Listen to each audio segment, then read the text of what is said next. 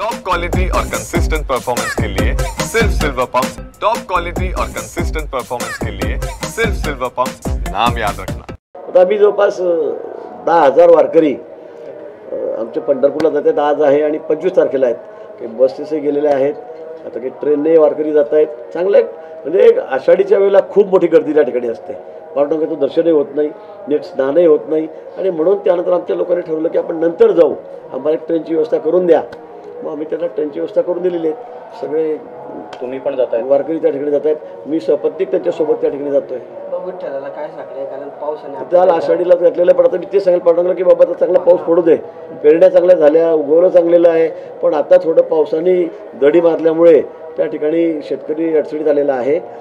पिकंसुद्धा खूप अडचणीत आहेत आणि म्हणून मला असं वाटतं की आता 1-2 दिवसात पाऊस पडलाच पाहिजे. आता उद्या बघतो पांडुरंग त्याला तर मी सगळं घालतो.